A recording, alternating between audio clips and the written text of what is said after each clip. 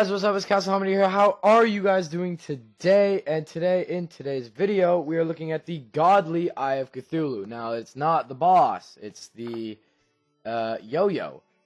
This is a hard mode yo-yo dropped from killing Mothron in, of course, the wonderful eclipse known as the solar eclipse.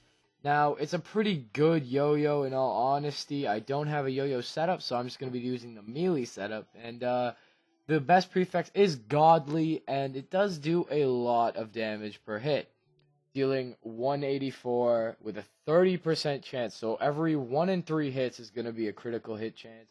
It has average knockback, as you can see, even though the targeting dummies don't get knocked back at all. But you can see by how much they're swaying. So one thing that makes yo-yos so successful is obviously their range. Now, the yo-yo's range on the Eye of Cthulhu is pretty far, and this is one of the yo-yos that can actually stay out forever, which is definitely great. So moving on to the wall test. The wall test, it cannot attack through walls. However, if there is even a small gap, it'll go through it. I believe the Eye of Cthulhu does go through a 1-block hole, but we shall test it right now. And it actually does. Oh, it does. But you do have to play around with it a little bit. I think it's a bit sensitive.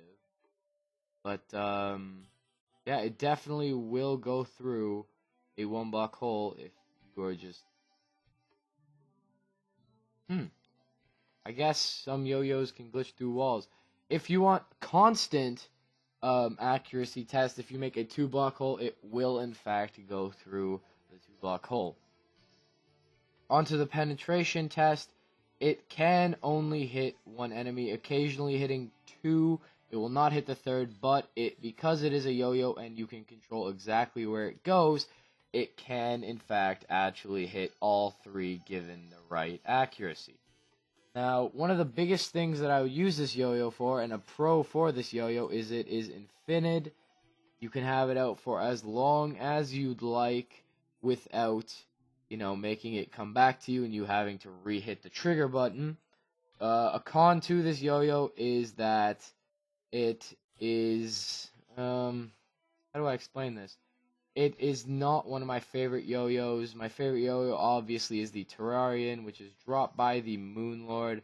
But if you are looking for a decent yo-yo, or what am I saying decent, a really good yo-yo, and you happen to be farming the solar eclipse, I believe this thing has a 30% to 100% drop chance from Mothron upon death. But also this is post-Plantera, so you have to kill Plantera before you are able to get this from Mothron.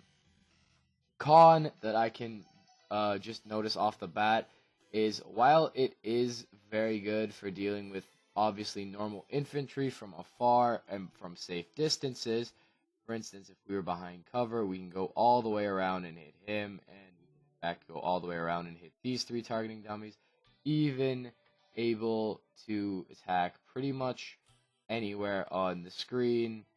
It is probably not good for attacking bosses. Now, I say this because it is only a single hit, and while you can defeat bosses with this, as it does do a fair amount of damage, I wouldn't recommend it, just as there are better weapons for dealing with certain bosses, like the Destroyer of Worlds.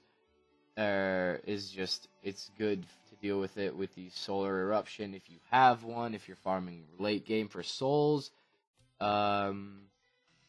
Or just swords, as a yo-yo can only attack as a single hit and cannot hit multiple opponents like the Solar Eruption can, or a couple of other weapons.